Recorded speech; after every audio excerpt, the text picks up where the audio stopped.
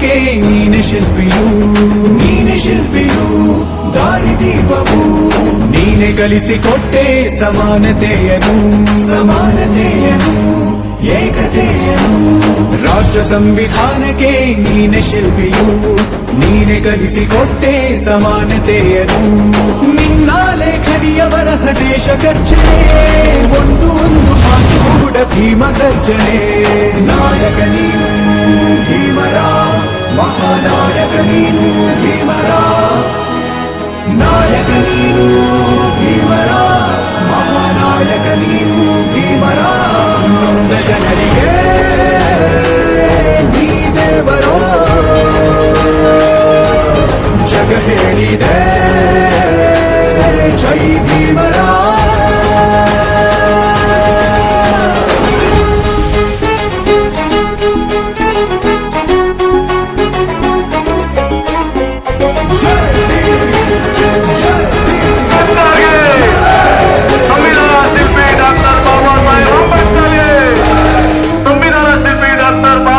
ಸಂಕಟದಲ್ಲಿ ಬಂದೆ ಆಗಿ ಆಧಾರ ನಿನ್ನಿಂದ ಅಸಮಾನತೆ ಈಗ ದೂರ ಸಂಕಟದಲ್ಲಿ ಬಂದೆ ಆಗಿ ಆಧಾರ ನಿನ್ನಿಂದ ಅಸಮಾನತೆ ಈಗ ದೂರ ನೀ ತೋರಿದ ದಾರಿಲಿ ದೇಶ ಸಾಗಿದೆ ಸೂರು ನೀರು ಭೇದವೀಗ ದೂರವಾಗಿದೆ ನಾಯಕ ನೀನು ಭೀಮರ ಮಹಾನಾಯಕ ನೀನು ಭೀಮರ ನಾಯಕ ನೀನು ಭೀಮರ ಮಹಾನಾಯಕ ನೀನು ಭೀಮರ ನೊಂದ ಜನರಿಗೆ ನೀ ದೇವರೋ ಜಗ ಹೇಳಿದೆ ಜೈ ಭೀಮರ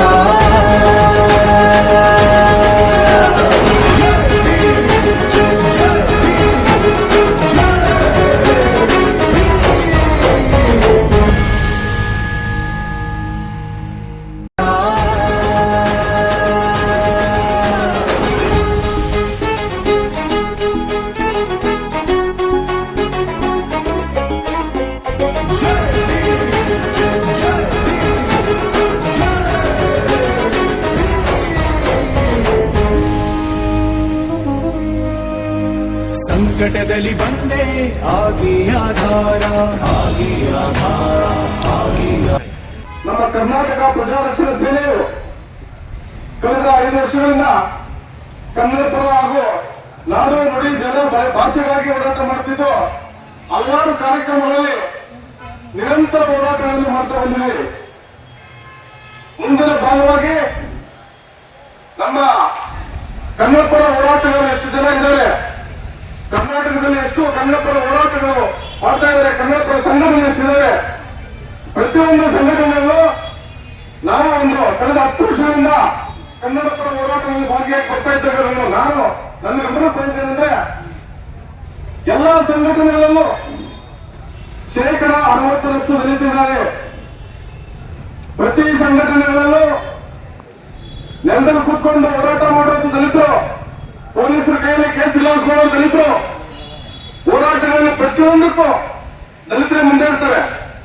ಆ ವಿಚಾರವಾಗಿ ಹೋರಾಟ ಮಾಡೋದು ಪ್ರತಿಯೊಬ್ಬರು ಒಂದು ಹೊಟ್ಟೆ ಹಸಿರು ನೊಂದಂತವರು, ಹಿಂದುಳಿದಂತವರು, ಪ್ರತಿಯೊಬ್ಬ ಹಿಂದುಳಿದಂತವರಿಂದ ಮೊದಲಾಗಿರುವಂತ ಸಂಘಟನೆಗಳೆಲ್ಲ ಕನ್ನಡ ಪರ ಹೋರಾಟಗಾರರಿಗೆ ನಾನು ಪ್ರತಿ ಕಾರ್ಯಕ್ರಮಗಳಲ್ಲೂ ಮನವಿ ಸಲ್ಲಿಸ್ತಾ ಇರ್ತೀನಿ.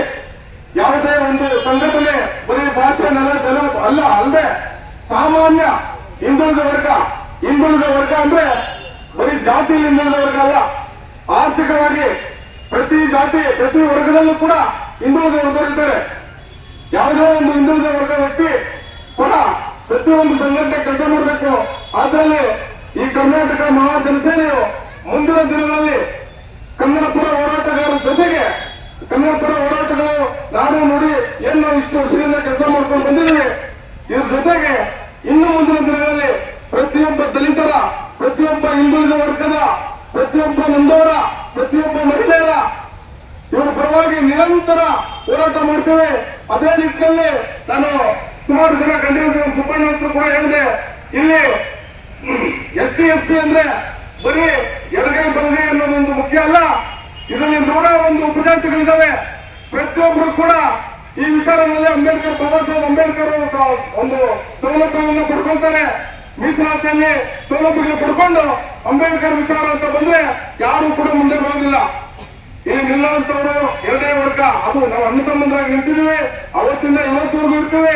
ಮುಂದಿನ ದಿನಗಳಲ್ಲಿ ಪ್ರತಿಯೊಂದು ನಮ್ಮ ತಾಲೂಕಾದ್ಯಂತ, ಇಡೀ ರಾಜ್ಯಾದ್ಯಂತ ಇಡೀ ದಲಿತರನ್ನ, ಹಿಂದುಳಿದ ವರ್ಗದವರನ್ನ, ನೊಂದವಂತವರನ್ನ, ಮಹಿಳೆಯರನ್ನ ಒಂದೆಡೆ ಸೇರಿಸುವಂತ ಪ್ರಯತ್ನ ಪ್ರಾಮಾಣಿಕವಾಗಿ ಕರ್ನಾಟಕ ಮಹಾಜನಸೇನೆ ಮಾಡುತ್ತೆ. ಪ್ರತಿಯೊಬ್ಬ ನಾಗರಿಕರು ಕೂಡ, ಪ್ರತಿಯೊಬ್ಬ ಗಣ್ಯ ವ್ಯಕ್ತಿಗಳು ಕೂಡ, ಪ್ರತಿಯೊಬ್ಬ ರಾಜಕೀಯ ವ್ಯಕ್ತಿಗಳು ಕೂಡ ನಮ್ಮ ಜೊತೆ ಕೈ ಜೋಡಿಸಬೇಕು. ಪ್ರಾಮಾಣಿಕವಾಗಿ ಕೆಲಸ ಮಾಡಕ್ ಬಂದಿದ್ದೇವೆ, ಸೇವೆ ಮಾಡೋದಕ್ಕೆ ಬಂದಿದ್ದೇವೆ. ಯಾವುದೇ ರಾಜಕಾರಣಿ ಹತ್ರ ನಾವಿಲ್ಲ, ಯಾವುದೇ ಪಕ್ಷದಲ್ಲಿಲ್ಲ, ಯಾವುದೇ ಪಕ್ಷ ಕೂಡ ಹೋಗಲ್ಲ. ಪ್ರತಿಯೊಂದು ಕೂಡ ನ್ಯಾಯಪರ ನಿಂತು ಬಡವರಿಗೆ, ನೊಂದಂತವರಿಗೆ ನ್ಯಾಯ ಕೊಡಿಸುವಂತ ಕೆಲಸ ಮಾಡ್ತೇವೆ. ಕನ್ನಡ ಪರ ಹೋರಾಟಗಾರರು ಎಷ್ಟು ಜನ ಇದೆ, ನೀವು ಯಾವುದೇ ಸಂಘಟನೆಯಲ್ಲಿ ಇದ್ರೂ ಕೂಡ, ಯಾವುದೇ ಸಂಘಟನೆಯಲ್ಲಿ ಕೆಲಸ ಮಾಡ್ತಾ ಇದ್ರು ಕೂಡ, ಪ್ರತಿಯೊಂದು ಸಂಘಟನೆ, ಪ್ರತಿಯೊಂದು ರಾಜಕಾರಣ ಇವತ್ತು ಡಾಕ್ಟರ್ ಬಾಬಾ ಸಾಹೇಬ್ ಅಂಬೇಡ್ಕರ್ ಅವರು ಮಾಡುವಂತ ಸಂವಿಧಾನ ಕೆಳಗಡೆ ಕೆಲಸ ಮಾಡ್ತಾ ಇರ್ತದ್ದು. ಇವತ್ತು ನಮ್ಮ ಹಕ್ಕನ್ನ ನಾವು ಬೀದಿಯಲ್ಲಿ ನಿಂತು ಕೇಳ್ತೀವಿ ಅಂದ್ರೆ ಅದು ಬಾಬಾ ಸಾಹೇಬ್ ಅಂಬೇಡ್ಕರ್ ನಮ್ಗೆ ಕೊಟ್ಟಿರುವಂತ ಒಂದು ಹಕ್ಕು. ಆ ಒಂದು ಹಕ್ಕಿನಲ್ಲಿ ಪ್ರತಿಯೊಂದು ಕಾರ್ಯಕ್ರಮಗಳಷ್ಟೇ, ಪ್ರತಿಯೊಂದು ನ್ಯಾಯಪರ ಹೋರಾಟಗಳನ್ನ ನಾವು ಮಾಡ್ತಾ ಬರ್ತೇವೆ. ಯಾವುದೇ ವ್ಯಕ್ತಿಗಾಗ್ಲಿ, ಯಾವುದೇ ಶಕ್ತಿಗಾಗ್ಲಿ ಒಳ್ಳೆಯೋದಿಲ್ಲ. ಬಡವನ ಪರ, ಕಟ್ಟ ಕಡೆಯ ಪರ, ಕಟ್ಟ ಕಡೆ ವ್ಯಕ್ತಿಯ ಪರ, ಒಂದಂತವರ ಪರ ನಿರಂತರವಾಗಿ ಕೆಲಸ ಮಾಡ್ತೇವೆ. ತಾಲೂಕಿನಾದ್ಯಂತ, ಇಡೀ ರಾಜ್ಯಾದ್ಯಂತ ಪ್ರತಿ ಹಳ್ಳಿಗೂ ಬರುತ್ತೇವೆ. ನಮ್ಮ ಕಾರ್ಯಕರ್ತರು ಪ್ರತಿ ಕಡೆ ಹಲವಾರು ಜಿಲ್ಲೆಗಳಲ್ಲಿದ್ದಾರೆ. ಕನ್ನಡ ಪರವಾಗಿ ಇದ್ದಿದ್ದ ಸಂಘಟನೆ ಇವತ್ತು ಸಂಪೂರ್ಣವಾಗಿ ನೊಂದಂತವರ ಪರ. ಆದ್ರೆ ಯಾವುದೇ ಜಾತಿ ಪರ ಅಲ್ಲ. ಡಾಕ್ಟರ್ ಬಾಬಾ ಸಾಹೇಬ್ ಅಂಬೇಡ್ಕರ್ ಅವರು ಯಾವುದೇ ಜಾತಿ ಪರ ನಿಲ್ಲ, ಒಬ್ಬರಿಗೋಸ್ಕರ ಸಂವಿಧಾನ ಬರಲಿಲ್ಲ. ಇಡೀ ಸರ್ವರು ಸಮಾನವೆಂದು ತೋರಿಸಲು ಅಂಬೇಡ್ಕರ್ ಅವರು ಸಂವಿಧಾನ ಬರೆಸಿದರು. ಇವತ್ತು ಯಾರು ಕೂಡ ಹಲವಾರು ಸಂಘಟನೆಗಳಲ್ಲಿ, ದಲಿತ ಪರ ಸಂಘಟನೆಗಳಲ್ಲಿ ಪ್ರತಿ ಜನ ಒಂದು 10 ಜನ ಕರ್ಕೊಂಡೋಗಿ ಎಲ್ಲ ಒಂದು ಹೋರಾಟ ಮಾಡ್ತಾರೆ. ಒಗ್ಗಟ್ಟಿಲ್ಲ. ಮುಂದಿನ ದಿನಗಳಲ್ಲಿ ನಮ್ಮ ರಾಜ್ಯಾದ್ಯಂತ ಎಷ್ಟು ಜನ ಸಂಘಟನೆ ಅಧ್ಯಕ್ಷರಿದ್ದಾರೆ, ಅಷ್ಟು ಅಧ್ಯಕ್ಷರು, ರಾಜ್ಯಾಧ್ಯಕ್ಷರು ಒಂದೆಡೆ ಸೇರಿಸಿ, ಅಷ್ಟು ಜನ ಕಾರ್ಯಕರ್ತರನ್ನು ಒಂದೆಡೆ ಸೇರಿಸಿ ದೊಡ್ಡ ಮಟ್ಟದಲ್ಲಿ ಅಂಬೇಡ್ಕರ್ ಅಂದ್ರೆ ಪ್ರತಿಯೊಬ್ಬರು ಬಂದು ನಿಲ್ಬೇಕು. ಯಾವುದೇ ಜಾತಿ ಇಲ್ಲ. ಬಾಬಾ ಸಾಹೇಬ್ ಅಂಬೇಡ್ಕರ್ ಹೋರಾಟಗಳಲ್ಲಿ ನಾವು ಇವತ್ತು ಭಾಗಿಯಾಗಿರಲಿಲ್ಲ. ಹಾಗಾಗಿ ನಮ್ಮ ಒಂದು ಕುಟುಂಬಕ್ಕೆ ನಾನು ಮತ್ತೆ ಮರಳಿದ್ದೀನಿ. ದೊಡ್ಡ ಶಿಕ್ಷಣ ಮುಗಿದ ತಕ್ಷಣ ಸಂಘಟಿತರಾಗಬೇಕು. ಸಂಘಟಿತರಾದ್ರೆ ನಾವು ಏನು ಕೆಲಸ ಬೇಕಾದ್ರೂ ಜಯಿಸಬಹುದು. ಅದಕ್ಕೆ ಇವತ್ತು ಕರ್ನಾಟಕ ಮಹಾಜನ ಸೇನೆ ಸಂಘಟನೆಯನ್ನ ಇವತ್ತು ತಾಲೂಕಲ್ಲಿ ಮಂಜುನಾಥ್ ಅವರು ಸುಮಾರು 10 ವರ್ಷಗಳಿಂದ ಬೆಳೆಸ್ಕೊಂಡು ಬಂದಿದ್ದಾರೆ. ಕನ್ನಡ ಪರ ಸಂಘಟನೆ ಬಂದ್ರೆ ಇವತ್ತು ದಲಿತ ಪರ ಸಂಘಟನೆ, ಯಾಕಂದ್ರೆ ಎಲ್ಲಾ ಜಾತಿಯಲ್ಲಿ ಶೋಷಿತರಿದ್ದಾರೆ. ಒಂದೇ ಜಾತಿಗೆ ಸೀಮಿತ ಆಗಬಾರ್ದು. ಎಲ್ಲಾ ಜಾತಿಯಲ್ಲಿ ಶೋಷಿತರಿದ್ದಾರೆ. ಅವರಿಗೆ ಸರ್ಕಾರದಿಂದ ಬರುವಂತಹ ಸೌಲಭ್ಯಗಳನ್ನ ತಳ ಸಮುದಾಯಕ್ಕೆ ಮುಟ್ಟುವಂತಹ ಕೆಲಸ ಇವತ್ತು ಸಂಘಟನೆ ಮಾಡಬೇಕಾಗಿದೆ. ನಾವು ಆ ನಿಟ್ಟಿನಲ್ಲಿ ಯುವ ಸಂಘಟನೆಗಳು ಒಗ್ಗೂಡಿ ಒಂದು ಈ ಸಮಾಜವನ್ನ ಬಲಿಷ್ಠ ಮಾಡಬೇಕು. ಈ ಜನಸಂಖ್ಯೆಗೆ ಅರಿವನ್ನು ಮೂಡಿಸಬೇಕು.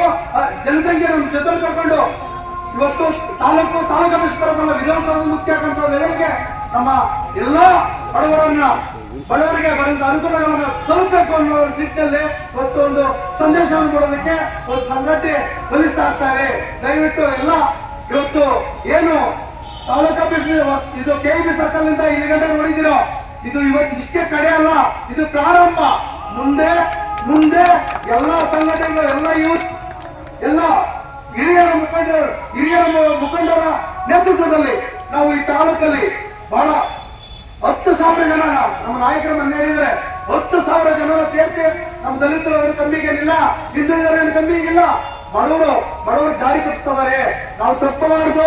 ದಯವಿಟ್ಟು ಮುಟ್ಬೇಕಂತಾನೆ 10,000 ಜನ ನೆಕ್ಸ್ಟ್ ದಿನಗಳಲ್ಲಿ ನಾವೆಲ್ಲರೂ ಸಂಘಟನೆಗಳು ಒಗ್ಗೂಡಿ ಈ ತಾಲೂಕಲ್ಲಿ ಒಂದು ಬಲಿಷ್ಠ ಜನ ಇದೀರಿ. ನಾವು ಹುಟ್ಟಿದಿರಿ ದೇಶದಲ್ಲಿ, ದೇಶಕ್ಕೆ ನಾವೆಲ್ಲ ಕೊಡುಗೆ ಕೊಡ್ತೀರಿ, ನಮ್ಮ ಹಳ್ಳಿಗೆ ನಾವೆಲ್ಲ ಕೊಡುಗೆ ಕೊಡ್ತೀರಿ ಅಂತ ಈ ಸಂಘಟನೆಗಳಿಂದ ತೋರಿಸ್ತೀರಿ.